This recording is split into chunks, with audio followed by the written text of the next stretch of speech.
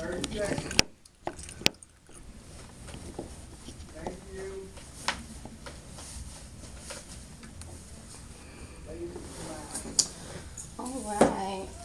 Well, good evening, Miss Brittany. How are you today? I'm good. How are you? I'm excellent. I'm glad you came back. Mm-hmm.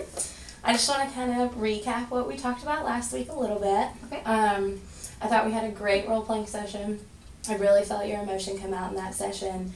I really feel like you may have finished some unfinished business with your ex-boyfriend, and I felt like you actually finally had a chance to vent all that anger and that frustration, and I thought you did an excellent job of, letting go of that. And I really feel like now that we've done that, that we should go ahead and move forward if you're up to it. Let's talk about the future. Let's put this mean old ex-boyfriend, to the side, and let's move on and talk about how we're going to produce, how you're going to get to a healthy, sustainable relationship. Okay.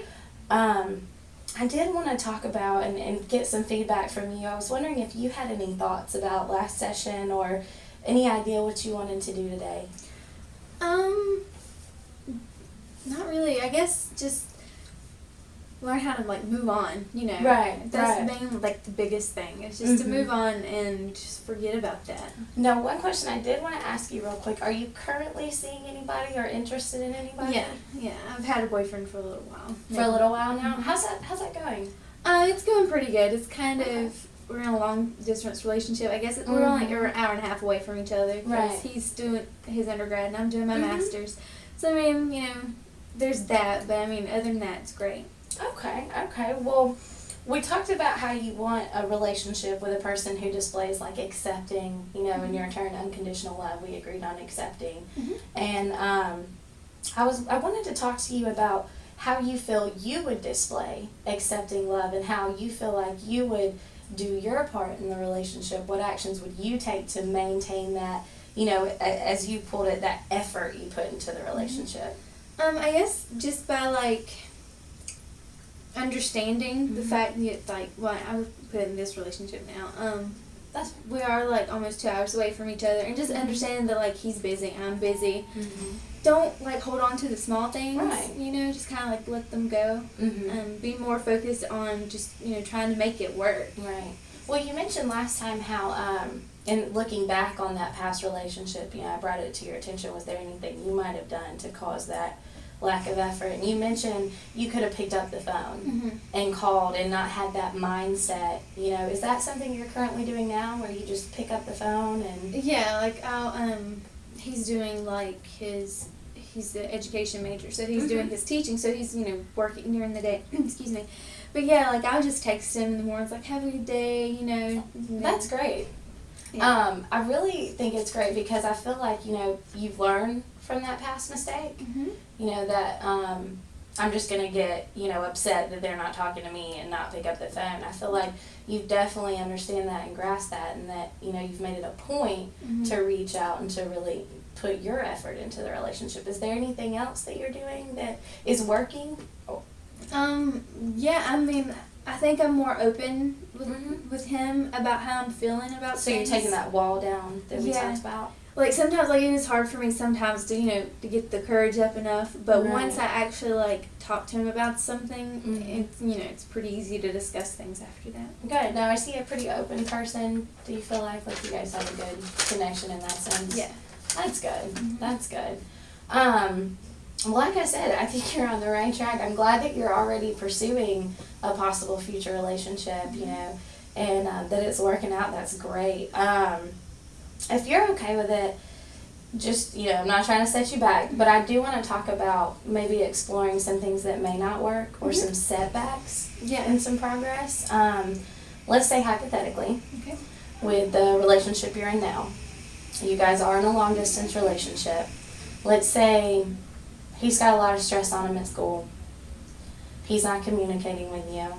You're making your effort. You're doing the things we just talked about, picking up the phone, explaining to him, opening yourself up to him, and he's becoming distant.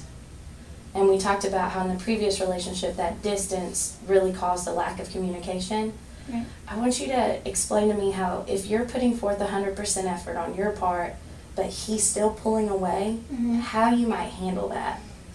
I think I would handle it by just pointing it out and just trying to talk to him. You know, I don't really get mad. We don't really fight and argue that much, but just, you know, just bring it up and just to see why. I mean, and then I guess I would just take it as it's not necessarily anything I'm doing. It's more has to do with himself. It sounds like you would take away that being a fear for you. You know, we talked about fear and distance coinciding, you know, in a relationship.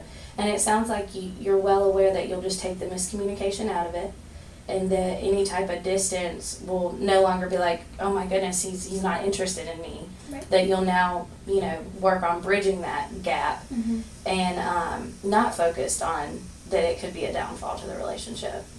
That's great. Yeah. It really is good. I really feel like you've learned a lot just Yeah. talking some of it out. Well, let's see. What else did I want to get into you? So mainly, it's possible for you to accept distance without it causing a lack of trust. You feel like now? Yeah, I feel like, I don't know if it's just my current boyfriend as a person compared to my ex-boyfriend. I just feel like I can trust him more than I could the last one. Like, I don't know, it's just, I feel like, you know, he's not going to do anything stupid, and with the last one, you know, I had all these fears and other people, you know, telling me. Do you feel like you were just ready to let those fears go? Yeah, I think so. I mean, it's been long enough, you know. I'm tired of holding on to those things. You know, with role playing and everything, I watched you let anger go. It was almost like a weight had been lifted after you got to literally say what you wanted to say. So you like finally just speak my mind to him, right? Because I've never really had that chance. I kind of got that. It definitely appeared that, you know, that wasn't something you were able to convey. Right. And I think it's great that it's not filtering into this next relationship, because you're giving a chance for this relationship to flourish, and I think I commend you for that. That's great. I do want to go into a little bit of boundaries with this new relationship, because we talked about how your ex overstepped boundaries. I want to find out what are some boundaries or even behaviors you can accept from this new guy,